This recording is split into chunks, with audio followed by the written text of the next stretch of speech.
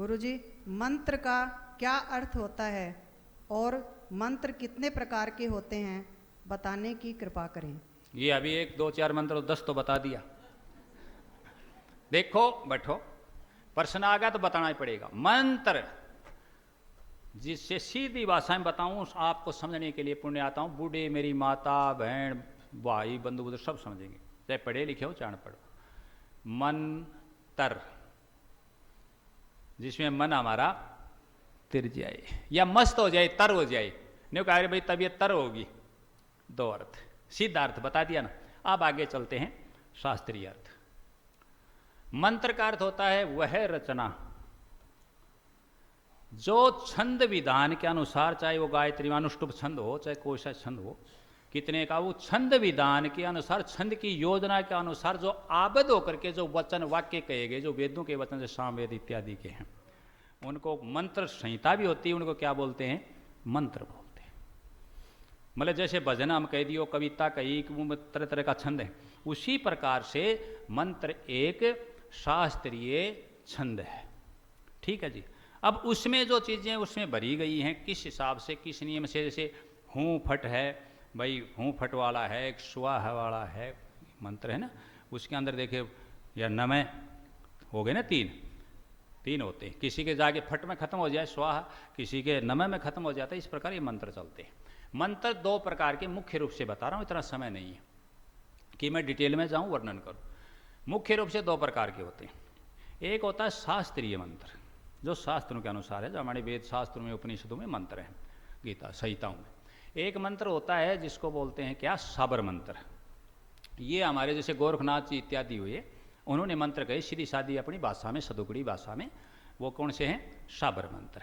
अब कई लोगों ने साल्विक मंत्र भी चला रखे हैं, और इनमें 6 प्रकार के इन शास्त्रीय मंत्रों में भी, उन मंत्रों में भी जिक्र करते हैं भाई, इसमें मौन है, मारण है, उच्चाटन है, विधिवेशन है, इस प्रकार ये 6 प्रकार के मंत्र उनमें कहे गए।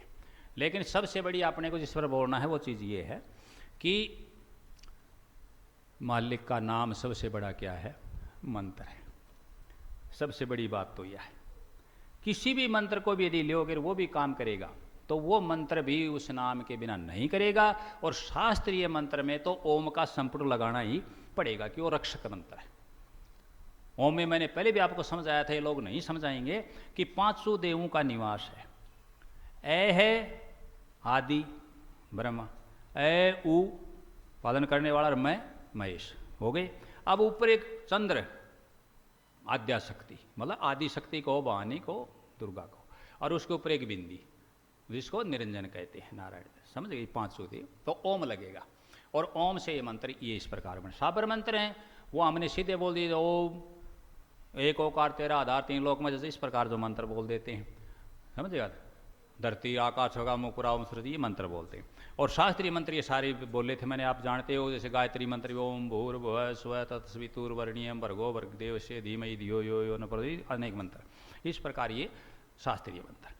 अब मन से तर गया, मन को तर कर दे, मन में शांति ला दे, मन को संयत कर दे, वो मंत्र एक ही है, उसका नाम है राम नाम मंत्र। सतनाम को राम नाम निजोश, मूल निजोश दी है, यही सबसे बड़ी दवाई है। क्या, मालिक का नाम है। समझ गए इस बात को, तो शॉर्ट में बताया है, ये चीज़ है। और एक बात खास रह जाती आ गई, बता रहा हूं। ए मंत्रो अक्षरो नास्ति, ए मंत्रो अक्षरो नास्ति, नास्ति मूल मनो औषधम, अयोग्य पुरुषो नास्ति, योजकस तत्र दुर्लभ है। अब ये सारा निचोड़ कह दिया मैंने इस मंत्र में। एक क्षरो मंत्रो नास्ति, ऐसा कोई अक्षर नहीं जो मंत्र नहीं है।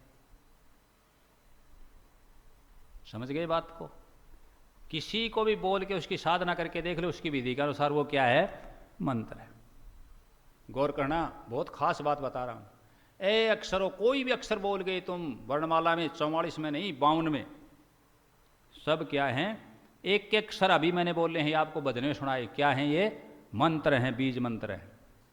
खुला मंत्र होता विस्तारित, और बीज छोटा, जैसे दरखत बने को बो दियो, बड़ो दरखत होएगा तैयार, वो तो होगा खुला विस्तारित रूप।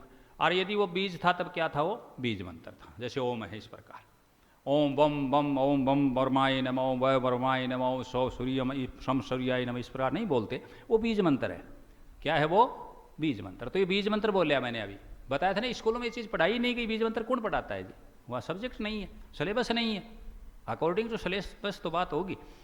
तो क्या हुआ, अक्षरो मंत्रो नास्ति नास्ति मूल मनोषधम, और ऐसी कोई जड़ी नहीं, मूल मानी जड़ी, मूल जड़, नास्ति मूल मनोषधम, नास्ति नहीं है, ऐसी कोई जवा जड़ी बूटी वनस्पति नहीं है जो औषधि ना हो। बस कारण के है वो आगे लास्ट में कहा गया, अयोग्य पुरुषो नास्ति,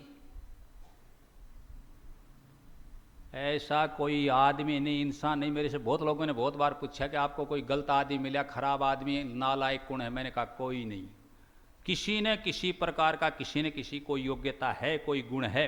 अभी मैंने हरिश्चंद्र को क्या कहा कि तुम सत्संगी हो, सुनी तुम्हें ये बात? हाँ, इसलिए तुम्हारा सम्मान आदर, यो के हमें गुण है, ये इसमें गुण है, तो अयोग्य नहीं है।